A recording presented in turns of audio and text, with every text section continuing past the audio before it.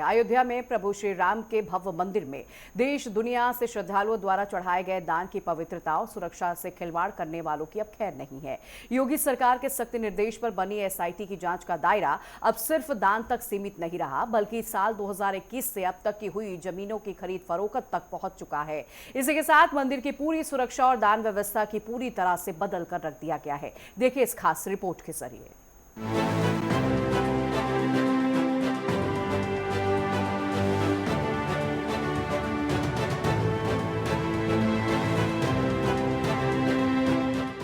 राम मंदिर के दान में हुई हेराफेरी के मामले में योगी सरकार के एक्शन के बाद अब हड़कंप मच गया है। सरकार की एसआईटी के सुझाव पर मंदिर की पूरी सुरक्षा और लेखा जोखा व्यवस्था को आमूल चूल बदल दिया गया है। पारदर्शिता का आलम यह है कि अब मंदिर परिसर की सीसीटीवी फुटेज को पूरे 180 दिनों तक सुरक्षित रखा जाएगा, ताकि हर एक गतिविधि पर पैनी नजर रखी जा सके। गड़बड़ी की शिकायत मिलते ही सबसे पहले हंटर बैंक और ट्रस्ट के स्टाफ पर चला है। दान की गणना से जुड़े स्टेट बैंक के ट्रेलर सुपरवाइजर, ऑडिट कर्मी, ट्रस्ट के निगरानी करने वाले पुराने कर्मचारियों को तत्काल प्रभाव से हटाकर नया स्टाफ तैनात कर दिया गया है। अब गणना कर्मियों के मोबाइल और बैग ले जाने पर पूरी तरह से पाबंदी है। यही नहीं, श्रद्धालुओं के रसीद देने की व्यवस्था सख्त कर दी गई है। गिनती के तुरंत बाद दान की रकम 2 अलग-अलग चाबियों वाले डबल लॉक से सीधे बैंक भेजी जा रही है। लेकिन सबसे बड़ा धमाका तो एसआईटी की जांच के दायरे को लेकर हुआ। राम मंदिर दान हेराफेरी मामले में एक्शन। एसआईटी के सुझाव पर सुरक्षा व्यवस्था बदली गई। अब 180 दिनों तक सुरक्षित रहेगी सीसीटीवी फुटेज। स्टेट बैंक के पुराने गणना कर्मियों को हटाया गया। ट्रस्ट की निगरानी करने वाले कर्मचारी भी बदले। रसीद देने की व्यवस्था और सख्त की गई। दान की राशि अब डबल लॉक में रहेगी। दोनों लॉक की चाबियां अलग अलग जिम्मेदारों के पास। गणना कर्मियों के मोबाइल और बैग ले जाने पर रोक। दान की गिनती में जमा होने तक पारदर्शिता बढ़ी। जमीनों की खरीद में गड़बड़ी की भी होगी जांच। एसआईटी खंगालेगी साल 2021 से अब तक के सौदे। जमीन भुगतान और राजस्व के दस्तावेज जांचे जाएंगे। ट्रस्ट के पदाधिकारियों की भूमिका की हो रही है पड़ताल। बाजार और खरीद मूल्य के बड़े अंतर की छानबीन। साफ है, राम मंदिर और करोड़ों के सनातनियों की आस्था के साथ किसी भी स्तर पर भ्रष्टाचार को योगी सरकार कतई बर्दाश्त नहीं करने वाली। विपक्ष भले ही इस मुद्दे पर राजनीति रोटियां सेकने की कोशिश करे, लेकिन मुख्यमंत्री योगी आदित्यनाथ की ताबड़तोड़ और निष्पक्ष एसआईटी जांच ने साबित कर दिया कि योगी राज्य में न्याय सबके लिए बराबर है।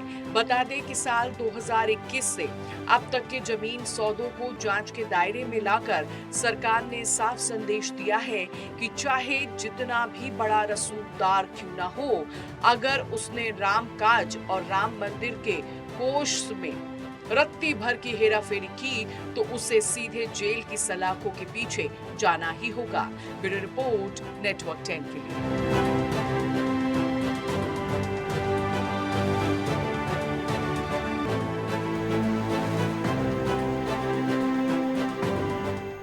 और इस खबर पर ज्यादा जानकारी के साथ प्रशांत शुक्ला, ब्यूरो चीफ, अयोध्या मंडल से हमारे साथ जुड़ गए हैं। प्रशांत, सबसे बड़ा सवाल तो ये है कि एसआईटी अब पिछले महीनों से लगातार इस पर जांच तो कर रही है कि दान में चोरी कैसे हुई, किसने किया, लेकिन अब एक और बात निकलकर सामने आई कि 2021 से अब तक कितनी जमीनें खरीदी गई, उसे भी लेकर जांच की जाएगी। जी बिल्कुल, देखिए जिस तरीके राम मंदिर के दान पेटी से पैसा गायब होने के बाद आरोप प्रत्यारोप शुरू होते हुए दिखाई दिया, वहीं दान पेटी के बाद से तुरंत के तुरंत जब श्री राम जन्मभूमि तीर्थ ट्रस्ट ने एसआईटी का मांग किया गठन करने का, तो कहीं ना कहीं केंद्र सरकार ने तुरंत गठित भी कर दिया। उसमें करीबन लखनऊ के जी। 2 आईएएस ऑफिसर, 1 आईपीएस ऑफिसर मौजूद हो गए और राम मंदिर में पहुंचे और 15 दिन के अंदर उनको रिपोर्ट सौंपना था। जिस तरीके दानपेटी से पैसा गायब होने के बाद ही साथ वो जो जिस तरीके आपने पूछा कि जमीन जायदाद की, तो कहीं ना कहीं जमीन जायदाद के साथ साथ जो सोना चांदी जो चढ़े थे, जो आभूषण चढ़े थे, जो अन्य इक्विपमेंट्स भी राम मंदिर में लोग भक्त श्रद्धालु पहुंचते थे, दानपेटी में दक्षिणा के साथ साथ कुछ ना कुछ लोग चाहते थे। उसी प्रकार राम मंदिर श्री राम जन्मभूमि तीर्थ क्षेत्र ट्रस्ट के नाम से महासचिव चंपत राय है, चाहे ट्रस्टी अनिल मिश्रा हो, गोपाल राव हो, जो अन्य लोगों का राम मंदिर में नाम आ रहा था कि दानपेटी से पैसा गायब होने में, तो कहीं ना कहीं जमीन की 100% है उसकी चेकिंग हो रही है, क्योंकि जिस तरीके राम मंदिर के बनने के बाद उस परिसर को और चौड़ा करना था और बाउंड्री वॉल्स बननी थी और आसपास के उसको इलाका देखना था। जीवन में जिस तरीके कहीं ना कहीं जब बड़े मंदिर बनकर तैयार होता है, क्योंकि प्रभु श्री राम का मंदिर 500 वर्षों बाद बनकर तैयार है, लाखों संख्या में श्रद्धालु प्रतिदिन पहुंचते हैं। जिस तरीके माघ मेला हुआ या कुंभ मेला माघ मेला हुआ, कुंभ मेला हुआ प्रयागराज से, तो यहाँ पे करोड़ों संख्या में श्रद्धालु पहुंचे थे। जिस तरीके कहीं ना कहीं भीड़ की भीड़ की वजह से जो कैपेसिटी थी वो कम देखते हुए मिला, इसीलिए जमीन को लिया जा रहा है और जमीन को लेने के साथ साथ उस मंदिर को और चौड़ा किया जा रहा है। परिसर के आसपास भव्य तरीके के मंदिर, पार्किंग बनाई जाएगी, दुकानें बनाई जाएंगी। उसी में जो रेट की बात है, रेट कहीं ना कहीं लिख के ये आया कि जो किसान लोग थे, किसान से श्री राम जन्मभूमि तीर्थ क्षेत्र ट्रस्ट ने जो जमीन खरीदी थी, कहीं ना कहीं महंगी खरीदी है,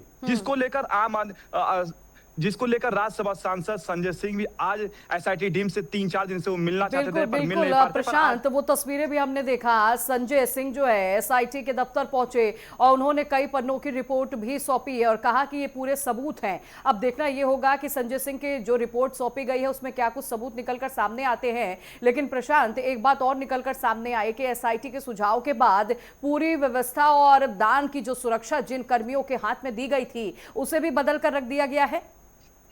जी बिल्कुल, देखिए स्वाभाविक सी बात है, जिस तरीके दान पेटी से पैसा गायब निकल के आया था, तो एसबीआई के बैंक कर्मचारी जो गिनती थे वहां पे वो लोग और श्री राम जन्मभूमि तीर्थ क्षेत्र ट्रस्ट के द्वारा जो कर्मचारी लगाए गए थे, उनमें कहीं ना कहीं शक का माहौल पैदा हुआ, तभी वहां पे पैसे गायब होने की बातें निकल के। जिस तरीके लवकुश मिश्रा के घर पे करीबन 5 से 10 लाख रुपए उनके पिताजी ने एक्सेप्ट किया है कि उनके घर में था, 6 महीने पहले ही वो राम मंदिर में कार्य करने पहुंचे थे। जिस तरीके यहाँ पे दान पेटी से पैसा गायब होने को लेकर निकला, तो कहीं ना कहीं एसबीआई के जो कर्मचारी थे और जो श्री राम जन्मभूमि तीर्थ क्षेत्र ट्रस्ट द्वारा जो कर्मचारी लगाए गए थे उसको बदलाव देखने को मिला।